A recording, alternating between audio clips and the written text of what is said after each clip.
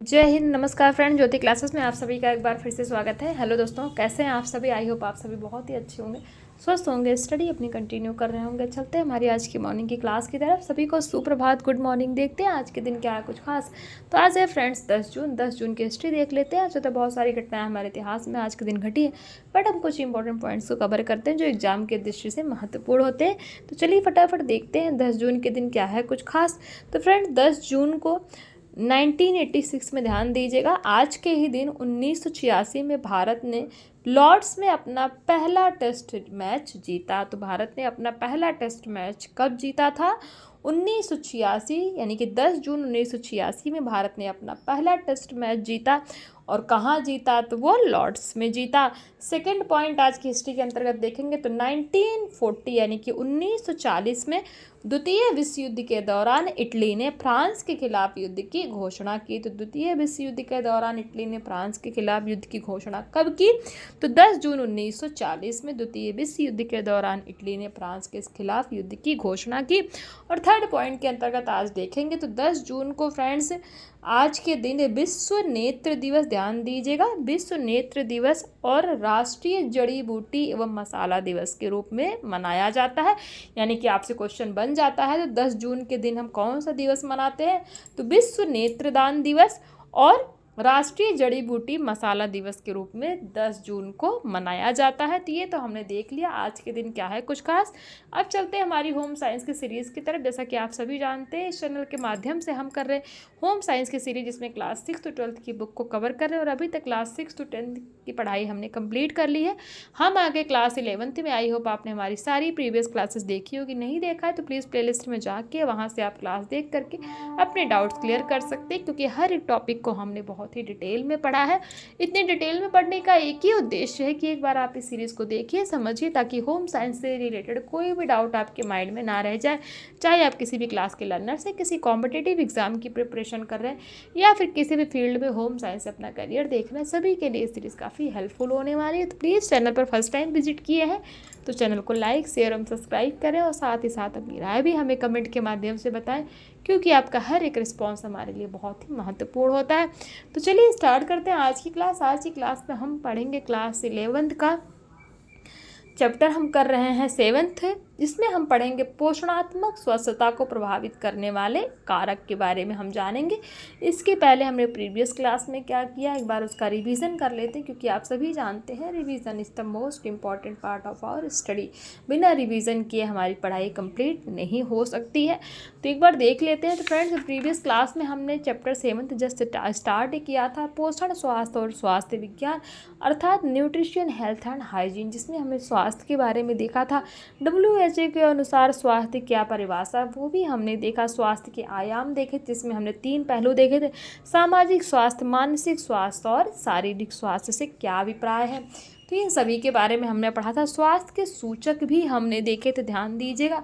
और हमने साथ साथ स्वास्थ्य की देखभाल सेवाएं 3 स्तरों पर उपलब्ध कराई जाती है, यानी कि स्वास्थ्य देखभाल की सेवाएं देखी थी कितने स्तरों पर होती है: प्राथमिक देखभाल अर्थात प्राइमरी हेल्थ केयर, सेकेंडरी देखभाल अर्थात द्वितीयक देखभाल, तृतीयक देखभाल में जिसने हमने ट्रिटरी हेल्थ केयर, इन सभी को हमने डिटेल में पढ़ा था। तो पोषण और स्वास्थ्य के बीच क्या संबंध, इसके बारे में हमने जाना था।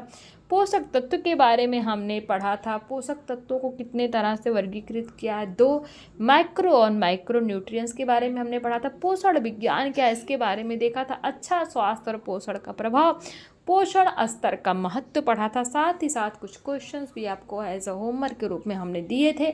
आई होप आपने क्वेश्चन को सॉल्व किया होगा और ये क्वेश्चन आपसे इजीली सॉल्व हुए होंगे। तो पूरी पढ़ाई हमने हमारे प्रीवियस क्लास के माध्यम से कंप्लीट की थी।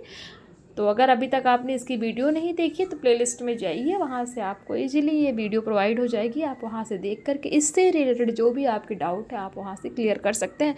तो आज की क्लास में हम करेंगे पोषणात्मक स्वस्थता को प्रभावित करने वाले कारक। तो विश्व स्वास्थ्य संगठन के अनुसार पोषणात्मक स्वस्थता को प्रभावित करने वाले 4 मुख्य कारक हैं, ध्यान दीजिएगा। पोषणात्मक स्वास्थ्य को प्रभावित करने वाले 4 मुख्य कारक कौन कौन से? पहला है आहार और पोषक तत्वों की सुरक्षा, अर्थात फूड एंड न्यूट्रिएंट्स सिक्योरिटी। दूसरा है संवेदनशील लोगों की देखभाल, अर्थात care for those who are vulnerable. Third है हमने देखना है सबके लिए अच्छा स्वास्थ्य अर्थात हेल्थ फॉर ऑल। फोर्थ में सुरक्षित पर्यावरण अर्थात सेफ इन्वायरमेंट। तो इन चारों को हम डिटेल में पढ़ लेते हैं। फर्स्ट कवर करेंगे आहार और पोषक तत्वों की सुरक्षा अर्थात फूड एंड न्यूट्रिशन सिक्योरिटी। इसका अर्थ है कि स्वास्थ्य जीवन जीने हेतु तो प्रत्येक व्यक्ति को अपनी आवश्यकता के अनुसार पर्याप्त आहार तथा पोषक तत्वों की प्राप्ति हो है। तो आहार और पोषक तत्वों की सुरक्षा का अभिप्राय क्या है कि स्वस्थ जीवन जीने हैं तो प्रत्येक व्यक्ति को अपने आवश्यकता के अनुसार पर्याप्त तथा पोषक तत्वों की प्राप्ति हो। पर्याप्त आहार उनको मिलना चाहिए और उनको पोषक तत्वों की प्राप्ति हो, वही आहार और पोषक तत्वों की सुरक्षा है। दूसरा संवेदनशील लोगों की देखभाल अर्थात care for those who are not valuable. तो इसका अर्थ यह है कि प्रत्येक व्यक्ति को स्नेहपूर्ण देखभाल की आवश्यकता होती है। शिशु के संदर्भ में इसका तात्पर्य है कि क्या शिशु को सही प्रकार का आहार उचित मात्रा में मिलता है अथवा नहीं। गर्भवती महिलाओं के संदर्भ में यह देखा जाता है कि परिवार एवं समाज की ओर से सहयोग मिल रहा है या नहीं। यदि कोई गर्भवती महिला कामकाजी है तो उसे नियोक्ता की ओर उचित देखभाल व सहायता मिल रही है या नहीं। जो व्यक्ति किसी बीमारी से ग्रसित है अथवा पीड़ित है उसे आहार पोषण उपचार आदि सहित कई प्रकार की देखभाल एवं सहायता की आवश्यकता होती है। थर्ड है सबके लिए स्वास्थ्य अर्थात हेल्थ फॉर ऑल। इसमें रोग का निवारण तथा रोग हो जाने पर उसका इलाज शामिल है। संक्रामण रोग पर विशेषकर ध्यान दिया जाना चाहिए। संक्रामण का मतलब जो फैलने वाले, जो एक दूसरे से फैलते हैं, तो संक्रामक रोगों पर विशेष तरह का ध्यान दिया जाना चाहिए क्योंकि इससे शरीर में पोषक तत्वों की कमी होने लगती है जिस कारण स्वास्थ्य तथा पोषण स्थिति पर प्रतिकूल प्रभाव पड़ता है। भारत में कुछ रोग जैसे अतिसार हो गया, स्वास्थ्य का संक्रमण, खसरा, मलेरिया, तपेदिक और विशेषकर छोटे बच्चों की बीमारी का कारण बनते हैं। नंबर 4 है सुरक्षित पर्यावरण अर्थात सेफ इन्वायरमेंट।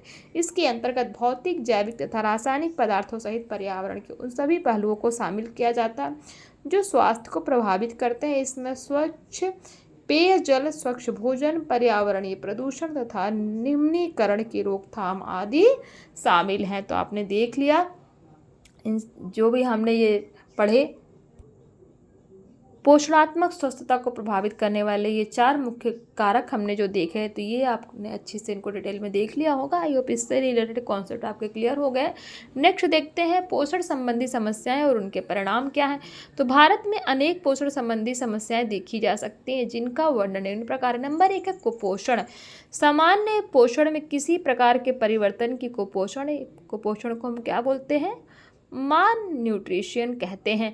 जब पोषक तत्वों का सेवन शरीर के माध्यम से अपेक्षित मात्रा में कम अथवा अधिक हो तो उसका प्रतिफल कुपोषण होता है, यानी कि उसका जो परिणाम होता है वही कुपोषण अर्थात माल न्यूट्रिशन होता है। किशोरों में कुपोषण का मूल कारण आहार के गलत विकल्प के प्रति अभिरुचि या संयोजन होता है।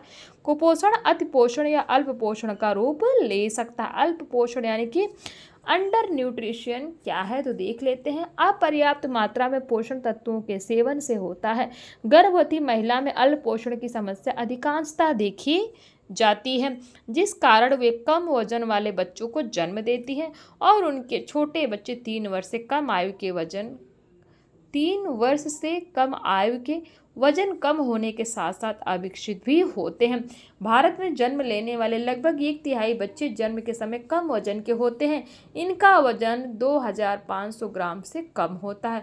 साथ ही बच्चों के मानसिक विकास पर, प्रतिरक्षा पर भी प्रतिकूल प्रभाव पड़ता है जिसके कारण बच्चे अशक्त अर्थात वीक हो जाते हैं। उदाहरण के लिए विटामिन ए की कमी से क्या होता है? अंधापन, रतौंधी होती है ना। विटामिन ए की कमी से हमने पढ़ा कि विटामिन की कमी से क्या डिफिशियंसी होती है।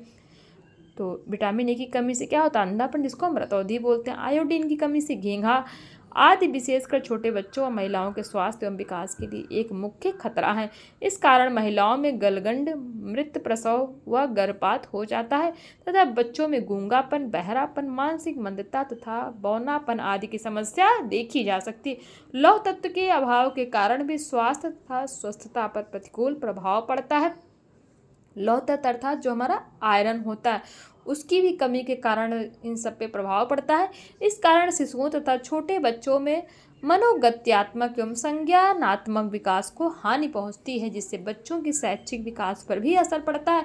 इससे सक्रियता भी कम हो जाती है। लौह तत्व की कमी के कारण गर्भ अवस्था में भ्रूण का विकास प्रभावित होता है तथा यह माता की रुग्णता और मृत्यु के खतरे की संभावना बढ़ाता है। तो ये है अल्प पोषण। नेक्स्ट देखते हैं अतिपोषण, जिसको हम माल न्यूट्रिशन कहते हैं। तो अतिपोषण अर्थात माल न्यूट्रिशन की समस्या पोषक तत्वों के पर्याप्त मात्रा से अधिक सेवन करने पर होती है। ध्यान दीजिएगा, अल्प पोषण क्या है कि जितनी आपके शरीर को पोषक तत्वों की आवश्यकता है उनके अभाव की कमी से अल्प पोषण होता है। अतिपोषण की आपको जितनी आवश्यक यानी कि कार्बोहाइड्रेट आपको जितनी आवश्यकता उससे अधिक मात्रा में अगर आपने कार्बोहाइड्रेट ले लिया तो आपको क्या होगा, अतिपोषण अर्थात माल न्यूट्रिशन हो जाएगा। तो अंडर न्यूट्रिशन और माल न्यूट्रिशन में डिफरेंस आपको समझ में आ गया होगा, अर्थात अल्पोषण और अतिपोषण क्या होता है। अति मतलब देखिए नाम से ही पता लग रहा है किसी चीज़ की अत्यधिकता है कि बोलते हैं अति कर दी है आपने, तो मतलब जितनी ज़रूरत नहीं उससे ज़्यादा बोले, अति से ज़्यादा आप बोलते हो, आवश्यकता नहीं फिर भी उतना बोलते हो। और अल्प मतलब किसी चीज़ की कमी, तो ये आपको इस नाम से ही आप समझ सकते हैं। अल्पोषण मतलब किसी चीज़ की कमी और अतिपोषण मतलब जितनी आवश्यकता है आपके शरीर को तत्वों की, पोषक तत्वों की, उससे ज़्यादा पोषक तत्व आपने ग्रहण कर लिया। तो अतिपोषण अर्थात माल न्यूट्रिशन क्या है, तो माल न्यूट्रिशन की समस्या पोषक तत्वों की पर्याप्त मात्रा से अधिक सेवन करने पर होती है। अपेक्षा से अधिक भोजन करने से स्वास्थ्य संबंधी अनेक समस्याएं उत्पन्न हो जाती हैं।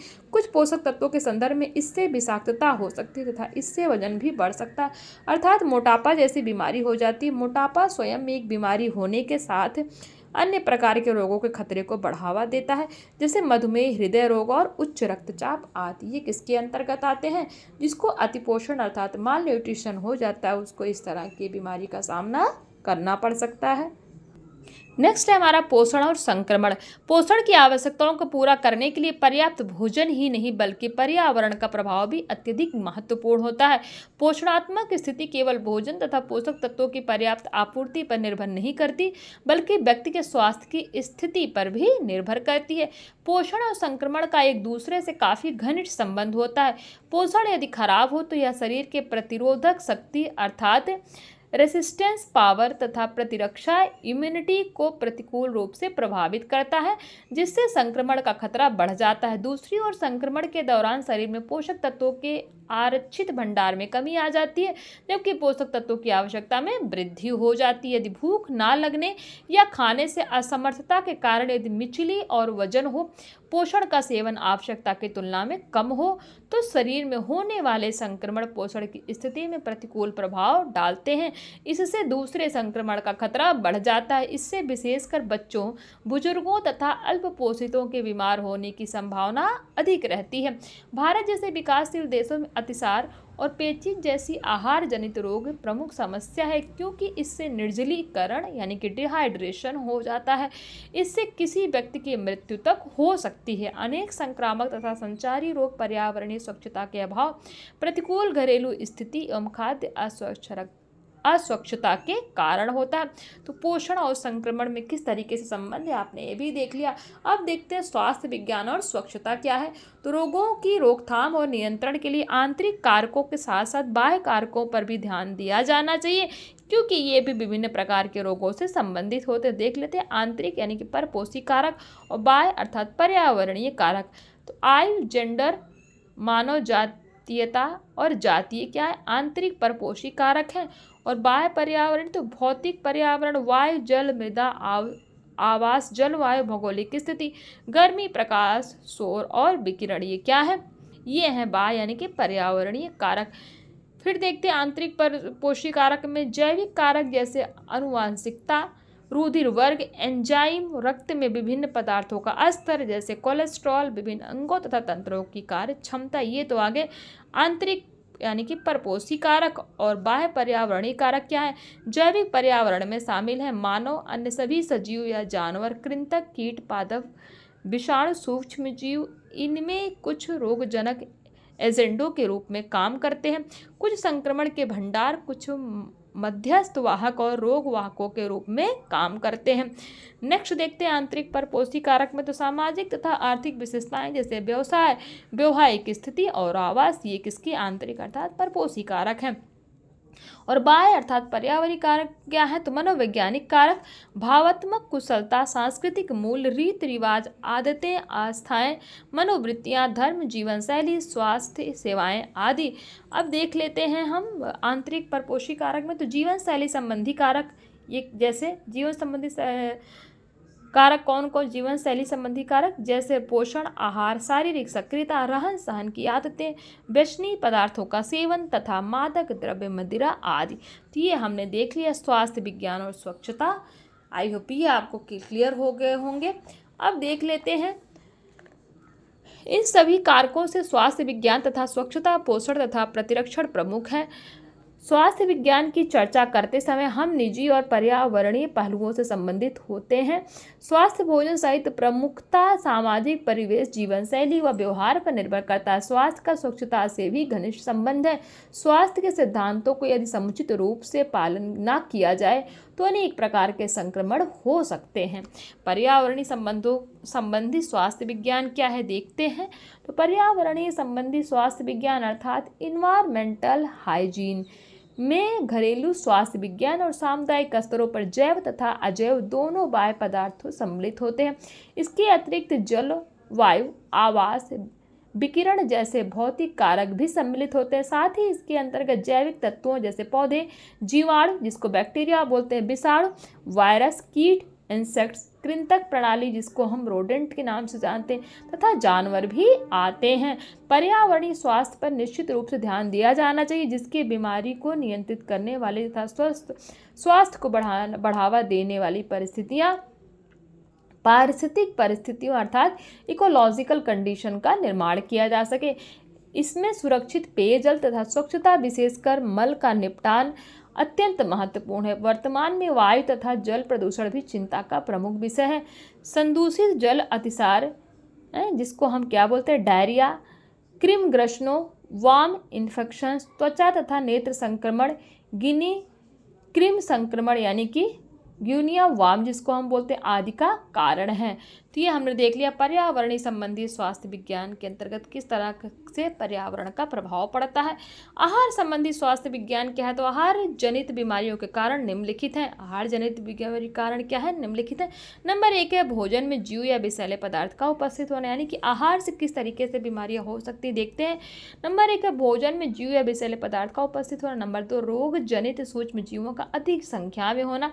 नंबर 3 है संदूषित यानी कि दूषित आहार का सेवन करना। इनके कारण अतिसार, पेचिश, एमबीबीएस, संक्रामक, हेपेटाइटिस, टाइफाइड, लिस्टेरियोसिस, बोtulism, हैजा, आंत्रशोथ आदि रोग होते हैं। इनमें से अधिकांश रोगों का प्रमुख कारण व्यक्तिगत अस्वच्छता या भोजन बनाने खाने को दोषपूर्ण विधि है, जैसे दूषित, संक्रमित, असुरक्षित खाद्य पदार्थों का प्रयोग, जिसमें जल, मसाले, खाना, स्वादिष्ट बनाने वाले पदार्थ, मिश्रण आदि शामिल होते हैं। अनुचित भंडारण का तरीका, जिन कारण रोगजनक सूक्ष्मजीव पनपते हैं। नेक्स्ट है कीट और कृमि पर नियंत्रण न कर पाना। संदूषित उपकरणों जैसे बर्तनों, प्लेटों, चम्मचों, गिलासों का प्रयोग करना। भोजन का पूरी तरह से ना पकना। परस्पर संदूषण, भोजन की साज सज्जा के लिए संदूषित पदार्थों का यानी कि विकृत पदार्थों का प्रयोग करना। भोजन बनाने वालों द्वारा स्वास्थ्य विज्ञान एवं स्वच्छता पर ध्यान न देना। उदाहरण के लिए मैले कपड़े का प्रयोग, हाथ न धोना, गंदे नाखून रखना आदि। खाद्य पदार्थों का ऐसी तापमान पर भंडारण जो सूक्ष्म जीवों की वृद्धि के लिए अनुकूल हो। 4 से 600 से भोजन को अनुचित रूप से ठंडा करना, या ध्यान दीजिएगा 4 से लेकर 600 से भोजन को अनुचित रूप से ठंडा करना या अनुचित रूप से भोजन गर्म करना या पुनः गर्म करना आदि। ये सारे किसके अंतर्गत आते हैं? आहार संबंधी स्वास्थ्य विज्ञान, यानी कि आहार से जुड़े ये इस तरह की से बीमारियां हमें हो सकती है अगर इस तरह से हम अपने आहार को लेते हैं। जितने भी पॉइंट्स हमने पढ़े, आई होप ये सारे पॉइंट्स आपको क्लियर हो गए होंगे। कुछ क्वेश्चन देख लीजिए। क्वेश्चन 1 कहता है पोषणात्मक स्वास्थ्य को प्रभावित करने वाले कोई एक कारक बताइए। क्वेश्चन 2 विटामिन ए की कमी से कौन सा रोग होता है। क्वेश्चन 3 पोषण और संक्रमण के बीच किस प्रकार का संबंध है। क्वेश्चन 4 कहता है आहार जनित बीमारियों का कोई एक कारण लिखिए। तो ये आप इसका स्क्रीनशॉट ले लीजिए और इस क्वेश्चन को सॉल्व करिएगा। ये क्वेश्चन आई होप आपसे इजीली सॉल्व हो जाएंगे, क्योंकि बहुत ही इंपॉर्टेंट है। मैं बार बार कहती हूँ जो भी क्वेश्चंस आपको एज अ होमवर्क के रूप में मिलते हैं।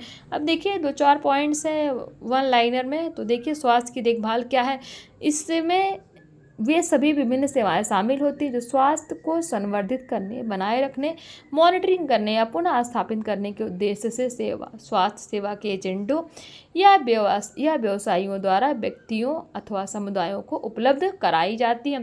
दूसरा है पोषक तत्व। ये शरीर के पोषण के लिए अधिक आवश्यक होते हैं। ये संतुलित आहार के सेवन से प्राप्त होते हैं। कार्बोहाइड्रेट, प्रोटीन, विटामिन आदि पोषक तत्व हैं।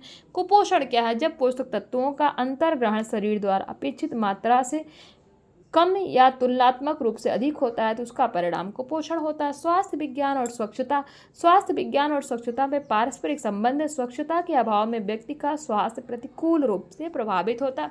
आहार संबंधी स्वास्थ्य विज्ञान, आहार जनित बीमारियां उस समय होती हैं जब हमारे भोजन में रोगजनक सूक्ष्म जीव उपस्थित होते हैं। इसी के साथ हमारा ये चैप्टर कंप्लीट होता है। आई होप ये पूरा चैप्टर आपको अच्छे समझ में आया होगा, आपके कॉन्सेप्ट क्लियर हुए होंगे। फिर भी कोई डाउट रह जाता है तो कमेंट के माध्यम से आप पूछ सकते हैं। आपके हर एक डाउट लेने का प्रयास किया जाएगा। तो आज की क्लास को यहीं तक रखते हैं, मिलते हैं हमारी नेक्स्ट क्लास में। तब तक के लिए जय हिंद, नमस्कार। हंसते रहिए, मुस्कुराते रहिए, एक दूसरे की हेल्प करते रहिए। धन्यवाद।